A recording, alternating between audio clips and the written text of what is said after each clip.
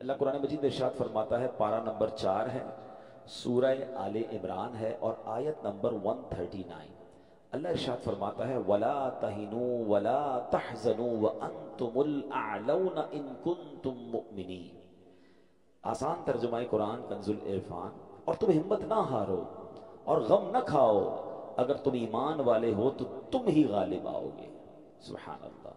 یہ آیت کس عظیم واقعے کی طرف اور کن عظیم لوگوں کی طرف اشارہ کرتی ہے انشاءاللہ ہم سمجھتے ہیں۔ کہتا ہے کہ کچھ لوگ بحری سمندر میں جا رہے تھے اور اچانک طوفان آ گیا، بحری جہاز بڑے بڑے ہچکولے کھانے لگا، تیز ہوائیں چلنے لگی، مسافر بڑے گھبرا گئے، کلمہ پڑھنے لگے، دعائیں کرنے لگے۔ سب کو ایسا لگتا تھا کہ اب سمندر میں ہمارا جہاز غرق ہو جائے گا، اور آس پاس طوفان اتنا تھا کہ ان کے قریب کچھ کشتیاں جو تھیں وہ ٹوٹ بھی گئیں، یعنی ہر طرف خوف کا عالم طاری ہو گیا۔ تو انہوں نے دیکھا کہ ایک بزرگ ہیں جو جہاز میں آرام کر رہے ہیں اور بڑے سکون سے پرسکون لیٹے ہوئے ہیں۔ گئے ان کے پاس، کہا حضرت ہماری حالت خراب، ہم سب کلمے پڑھ رہے ہیں، چیخو پکار مچی، اب آرام سے سو رہے ہیں۔ تو انہوں نے جلدی سے جیسے ہی آنکھ کھولی تو کیا پڑھا؟ بسم اللہ الذی لا یضر مع اسمہ شیء فی الارض ولا فی السماء۔ یہ دعا بڑی پیاری ہے، ویسے ہی کھانا کھانے سے پہلے ہم پڑھتے ہیں جن کو یاد ہے، ویسے ہی آپ عام دنوں میں بھی پڑھ سکتے ہیں، سفر میں بھی پڑھ لیں۔ اس کے معنی پہلے ذہن میں رکھیں، اللہ پاک کے نام سے، جس کے نام کی برکت سے زمین و آسمان میں کوئی چیز نقصان نہیں پہنچاتی۔ تو انہوں نے کہا کہ دعا تو آپ نے پڑھ لی، مگر آپ اتنے پرسکون کیسے ہیں؟ تو کہا ٹھیک ہے، یہ کاغذ لے جاؤ اور جا کے جہاز کے اوپر رکھ دو، جہاز کو کچھ نہیں ہوگا۔ انہوں نے کہا ہم نے کاغذ لیا، بزرگ سے لگ رہے تھے، کوئی اللہ والے لگ رہے تھے، ہم نے جہاز پہ جا کے رکھا، جہاز کے جو اوپر ڈیک تھا، تو جہاز تھوڑی دیر بعد ایسا لگا کہ کسی نے اس کو بالکل آسانی سے کنارے سے لگا دیا۔ ہم نے جا کر جب اس پرچے کو کھولا اور دیکھا اس میں کیا تھا، تو اس میں کچھ اور نہیں تھا، اس میں اصحاب بدر کے نام لکھے ہوئے تھے۔ اللہ کریم نے اصحاب بدر کے ناموں کی برکت سے اس جہاز کو اس طوفان سے بچا دیا۔ جان ساران بدر و احد پر درود، حق گزاران بیعت پہ لاکھوں سلام۔ اسلامی تاریخ کا عظیم واقعہ ہوا ہے 17 آف رمضان، رمضان کی 17 تاریخ جو واقعہ ہوا، یہ یوم الفرقان بھی کہا جاتا ہے۔ فرقان کہتے ہیں فرق کر دینا۔ اس دن ڈیسائیڈ ہو گیا تھا کفر اور اسلام کے درمیان، یہ ایسا ڈیسائیڈنگ مومنٹ تھا کہ جس سے اسلام کو وہ عروج ملا۔ کیونکہ پلاننگ کیا تھی کفار کی، آپ سمجھیے کہ جو یہ مارکا ہے نا، اس کی بہت اہمیت، سگنیفیکنسی کیوں اتنی زیادہ ہے کہ اس وقت پوری دنیا میں صرف 313 مسلمان تھے۔ اور اس کو اس طرح سمجھیے کہ جس وہ جنگ بدر ہونی تھی تو رات نبی پاک نے بڑا گڑ گڑا کر رو رو کر اللہ کی بارگاہ میں دعا کی تھی کہ اے اللہ، اگر آج یہ مارے گئے تو پھر دنیا میں تیرا کوئی نام لینے والا نہیں ہوگا۔ تو آپ سوچئے کہ اتنی تعداد تھی، چلے کچھ خواتین مدینہ شریف میں ہوں گی، ورنہ آل ٹوگیدر مسلمان بدر میں موجود تھے۔ اور کفار کا پلان یہ تھا کہ ایک بار ہی جا کر ایسا حملہ کرنا ہے، اتنی پریپریشن کے ساتھ گئے تھے کہ ان کو نیست و نابود کر دیں گے، اسلام ہی ختم ہو جائے گا۔ سارے صحابہ نبی پاک خود جنگ بدر میں موجود تھے۔ تو اس دن جو مسلمانوں کو غیبی مدد ملی اور عروج ملا، اور اس دن جو فتح ملی، اس نے رہتی دنیا کے کفار پر، رہتی دنیا کے دشمنان اسلام کو یہ میسج دیا کہ جب اسلام کو مٹانے کی کوشش کی جائے گی تو جو ان کا رب ہے وہ غیب سے مدد فرماتا ہے۔ اور اس مارکے میں جو اس کی اہمیت اور بڑھی کہ اس میں فرشتوں کے ذریعے مسلمانوں کی مدد کی گئی۔ اب اس لڑائی کے بارے میں یاد رہے کہ بخاری شریف کی حدیث ہے، یہ جو صحابہ تھے نا، میں نے بھی آپ کو جو واقعہ سنایا کہ اصحاب بدر کے ناموں سے اتنا بڑا برکت کیوں ملی، تو بخاری اور مسلم کی روایت میں ہے کہ ایک بار جبریل امین نبی پاک علیہ الصلوۃ والسلام کی بارگاہ میں آئے اور عرض کرتے ہیں یا رسول اللہ، آپ اصحاب بدر کو کیسا سمجھتے ہیں؟ تو فرمایا من افضل المسلمین، یعنی غزوہ بدر میں شریک ہونے والے صحابہ سب مسلمانوں میں افضل ہیں۔ تو عرض کیا یا رسول اللہ، جبریل امین عرض کرتے ہیں یا رسول اللہ صلی اللہ علیہ وسلم، وہ فرشتے جو غزوہ بدر میں حاضر ہوئے تھے، ہم فرشتوں کے درمیان بھی ان کا یہی مقام ہے۔ یعنی اللہ نے، جس طرح ہم کہتے ہیں نا کہ اصحاب بدر کا مرتبہ تمام صحابہ میں ٹاپ آف دا لسٹ ہے، تو جو فرشتے نبی پاک اور ان کے ساتھیوں کی مدد کے لیے آسمان سے نازل ہوئے، اللہ کے تمام فرشتوں میں ان فرشتوں کو بھی فضیلت عطا فرما دی گئی ہے۔ اب یہاں عشق والی بات سن لو کہ جن لوگوں نے اللہ کے دین کی مدد کی، نبی پاک علیہ الصلوۃ والسلام کی بدر کے میدان میں یوں سمجھیے کہ ساتھ دیا، اللہ نے ساری دنیا سے انہیں ممتاز کر دیا، اور جو فرشتے خدمت کے لیے رسول اللہ کی بارگاہ میں حاضر ہوئے، اللہ نے ان فرشتوں کو بھی مقام افضل و اعلیٰ عطا فرما دیا۔ تو پتہ چلا کہ سرکار دو عالم علیہ الصلوۃ والسلام وہ عظیم ہستی ہیں کہ جو ان کا ساتھ دے، جو ان کے ساتھ یوں سمجھے سپورٹیو رول جس نے کردار ادا کیا، اللہ نے یہ مقام دیا۔ اور اگر اس کی ایک جھلک دیکھنا چاہیں تو آج بھی دنیا میں جو نبی پاک کا نام لیتا ہے، دین کی خدمت کرتا ہے، سچا عشق رسول پھیلاتا ہے، نبی پاک سے محبت کی بات کرتا ہے، اللہ آج اسے بھی عروج عطا فرماتا ہے۔ سبحان اللہ۔ وہ شاعر کہتے ہیں نا، ان کے جو غلام ہو گئے وقت کے امام ہو گئے، ان کے جو غلام ہو گئے وقت کے امام ہو گئے، نام لیوا ان کے جو ہوئے ان کے اونچے نام ہو گئے۔ تو نام جس نے نبی پاک کا لیا، اللہ نے اس کے ناموں کو بھی اونچا کر دیا۔ اب اصحاب بدر کے بارے میں علماء فرماتے ہیں کہ ان کے ناموں کے وسیلے سے دعا کی جائے تو مراد پوری ہوتی ہے۔ ان ناموں کی برکت سے مریضوں کو شفا نصیب ہوتی ہے، چوروں لٹیروں سے حفاظت ملتی ہے، بے روزگاری ہو تو ان ناموں کی برکت سے روزگار نصیب ہو جاتا ہے۔ غرض کیسی ہی مشکل ہو، اصحاب بدر کے ناموں کے وسیلے سے دعا کریں، انشاءاللہ وہ مشکلات ٹلیں گی اور مرادیں پوری ہو جائیں گی۔ علماء کرام نے لکھا جو ان پاک ناموں کا ورد کیا کرے، اللہ اسے ولایت کا تاج عطا فرما دیتا ہے۔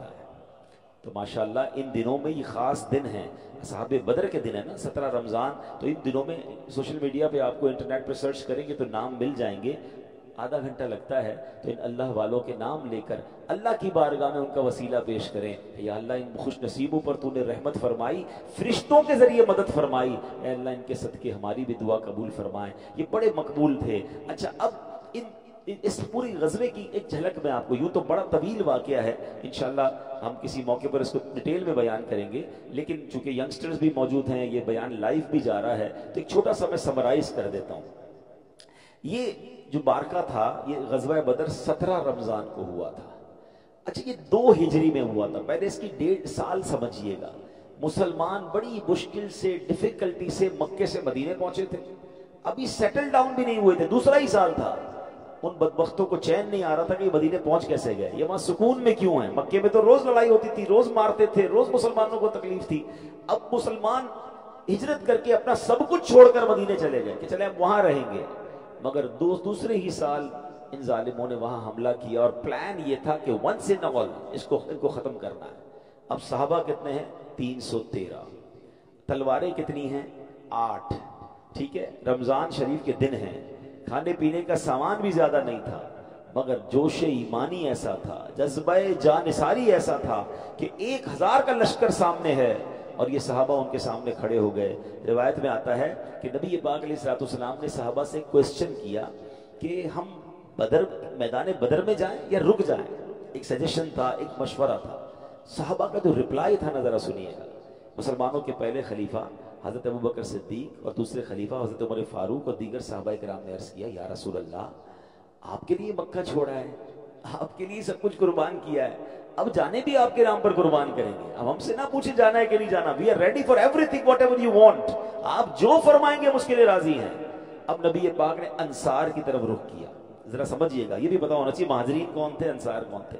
مہاجرین وہ تھے جو مکے سے ہجرت کر کے مدینے آئے تھے، اور جو مدینے میں پہلے سیٹلڈ تھے نا، وہ انصار تھے، اور انہوں نے ہیلپ کی تھی مہاجرین کی۔ تو اب انصار سے پوچھا، کیونکہ وہ تو گھر بار میں رہتے تھے، ان کی تو فیملیاں بھی وہاں پر تھیں، جائیدادیں بھی تھیں، تو ان سے پوچھا تو حضرت سعد بن عبادہ انصار کی طرف سے کھڑے ہوئے رضی اللہ تعالیٰ عنہ، عرض کرتے ہیں یا رسول اللہ، شاید اب ہم سے رائے لینا چاہتے ہیں، ہم سے یہ پوچھنا چاہتے ہیں کہ ہماری رائے کیا ہے۔ اے اللہ پاک کے آخری نبی صلی اللہ علیہ وسلم، میدان بدر تو یہ رہا، آپ اگر فرمائیں ہم تو سمندر میں اترنے کے لیے بھی تیار ہیں۔ آپ لٹرلی ان صحابہ کا جذبہ دیکھیں، فرماتے ہیں بدر کے بارے میں ہم سے سوال کر رہے ہیں، ہم سمندر میں اتر جائیں گے، آپ حکم فرمائیں۔ دوسرے صحابی نے عرض کیا یا رسول اللہ، ہم بنی اسرائیل جیسے نہیں ہیں جنہوں نے حضرت موسیٰ سے کہا تھا، اور جو بنی اسرائیل نے حضرت موسیٰ سے کہا تھا نا، وہ قرآن میں موجود ہے۔ قرآن کی آیت سنیے، فَاذْهَبْ أَنْتَ وَرَبُّكَ فَقَاتِلَا إِنَّا هَاهُنَا قَاعِدُونَ۔ انہوں نے حضرت موسیٰ کے ساتھ بے وفائی کر کے کیا کہا تھا؟ تو آپ اور آپ کا رب دونوں جاؤ اور لڑو، ہم تو یہیں بیٹھے ہیں۔ बनी इसराइल ने धोखा दिया था ना हजरत मूसा को। साहबी कहते हैं हुजूर हम बनी इसराइल नहीं हैं, हम जिधर कहेंगे आपके साथ जाएंगे, सब कुछ कुर्बान कर देंगे। या रसूलुल्लाह अपनी जानें आप पर निसार करेंगे। सुभान अल्लाह, ये कैसा शानदार जज्बा था साहबे बदर का। शायर ने इसका नक्शा बड़े प्यारे अंदाज में खींचा है। वो कहते हैं थे उनके पास 2 घोड़े, 6 जिरहें 8 शमशीरें, पलटने आए थे ये लोग दुनिया भर की तकदीरें। सामान इतना सा था और प्लान क्या था कि दुनिया की तकदीर बदलनी है। न तेगो तीर पर तकिया, न खंजर पर, न भाले पर, भरोसा था तो एक सादी सी प्यारी चादर वाले पर। ऐ मेरे प्यारे इस्लामी भाइयों, अब क्या हुआ जब ये जाने हथेली पर लगकर अल्लाह की राह में पहुंचे ना, तो अल्लाह कुरान में फरमाता है वलक़द नसरकुमुल्लाहु बिबद्रिन व अंतुम अज़िल्ला, और बेशक अल्लाह ने बदर में तुम्हारी मदद की जब तुम बिल्कुल बेसरो सामा थे। अल्लाह पाक ने ग़ज़वा बदर में मुसलमानों की मदद के लिए पहली जो मदद भेजी, 5000 फरिश्ते भेजे। 5000 फरिश्ते आसमान से नाजिल हुए। और सुभान अल्लाह, अब यहां पर बड़ी बारीक सी बात है, बहुत सारी कंफ्यूजन दूर हो जाए, कुरान के जरिए जरा सुनिएगा। जब बदर में मदद के लिए कौन आए थे, जरा मिलकर जवाब देंगे। फरिश्ते आए थे, मगर अल्लाह ने क्या फरमाया, वलक़द नसरकुमुल्लाह, और बेशक अल्लाह ने बदर में तुम्हारी मदद की। ठीक है, यानी मदद के लिए आए फरिश्ते थे। अल्लाह पाक फरमाता ये मदद फरिश्तों की नहीं बल्कि रब्बुल आलमीन की है, अल्लाह की मदद है। पता चला कि अल्लाह के बंदों का मदद करना असल में अल्लाह पाक का ही मदद करना है।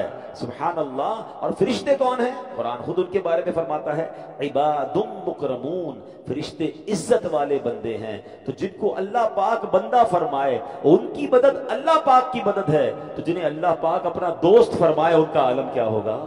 मैं नहीं कहता, कुरान कहता है अला इन्ना औलिया अल्लाही, सुन लो बेशक अल्लाह के औलिया।